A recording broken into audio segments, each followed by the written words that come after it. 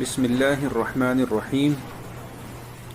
ساتھیوں، میں آپ کے سامنے حاضر ہوں ایک نئے مضمون کے ساتھ جس کا موضوع ہے سکون دل، اور اس کے لکھنے والے ہیں جناب خان عبد الباسط ندوی۔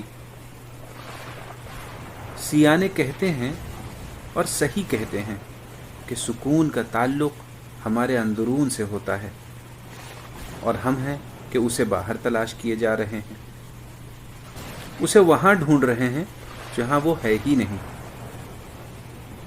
ہمارے ایک شناسہ ہیں جو نفیس اور مہنگے کپڑوں میں سکون تلاش کرتے رہتے ہیں، ایک صاحب ہیں جو زیادہ سے زیادہ دولت اکٹھی کرنے کو سکون کا ذریعہ سمجھتے ہیں، اور بعض ستم ظریف تو حد کرتے ہیں، وہ انواع و اقسام کے کھانوں میں بھی سکون تلاش کرتے ہیں،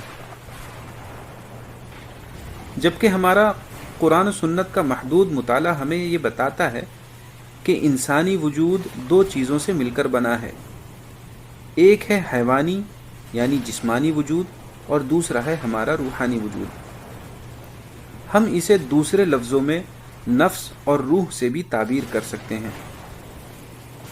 جسم کا تعلق چونکہ مٹی سے ہے، اس لیے حیوانی یعنی نفسانی خواہشات ہمیں پستی کی طرف لے جانا چاہتی ہیں، اور روح کا تعلق رب سے ہے، جیسا کہ اللہ سبحانہ وتعالی نے ارشاد فرمایا وَنَفَخْتُ فِيهِ مِن رُوحِي، اس لیے وہ ہمیں بلندی یعنی رب کی طرف لے کر جانا چاہتی ہے۔ ان کے علاوہ ایک تیسری چیز بھی ہے جسے ہم دل کہتے ہیں۔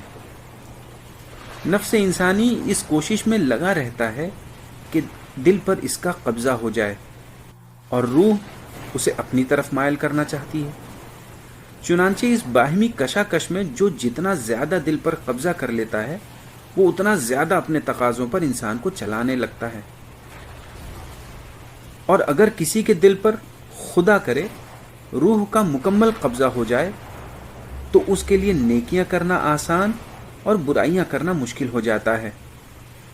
پھر حدیث کے الفاظ میں اللہ رب العزت اس کے ہاتھ بن جاتے ہیں، چنانچہ وہ غلط کاموں کی طرف بڑھ ہی نہیں پاتے۔ وہ جب بھی اٹھتے ہیں خیر کے لیے اٹھتے ہیں۔ اللہ اس کی آنکھیں بن جاتے ہیں کہ وہ غلط چیزیں دیکھ نہیں سکتی، وہ جب بھی دیکھتی ہیں خیر ہی دیکھتی ہیں۔ اللہ اس کے کان بن جاتے ہیں، چنانچہ وہ جب بھی سنتا ہے صرف بھلی باتوں کو ہی سنتا ہے، یعنی وہ سراپا خیر بن جاتا ہے۔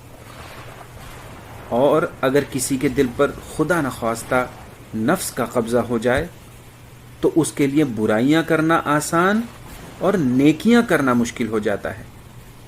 شیطان اس کی رگوں میں خون کی طرح دوڑنے لگتا ہے، اور پھر اس کی لگام شیطان کے ہاتھوں میں ہوتی ہے، وہ جیسا چاہتا ہے اسے چلاتا ہے۔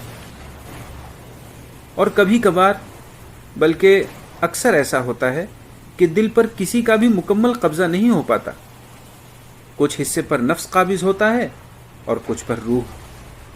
پھر بقول شاعر وہ صورتحال پیدا ہوتی ہے کہ روکے ہے مجھے ایمان تو کھینچے ہے مجھے کفر، روکے ہے مجھے ایمان تو کھینچے ہے مجھے کفر، کعبہ میرے پیچھے ہے تو کلیسا میرے آگے۔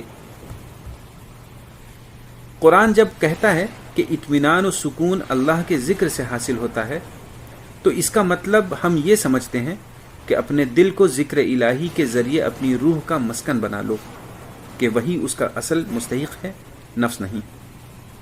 جب دل میں خدا ہوگا تو سارے اعضاء خدائی احکام کے تابع ہو کر چلیں گے، پھر نہ گناہ ہوں گے اور نہ بے چینی ہوگی۔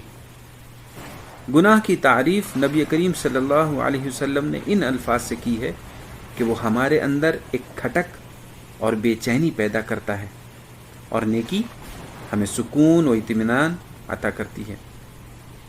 خدا ہمیں نیکیوں کی توفیق عطا فرمائے، آمین یا رب العالمین۔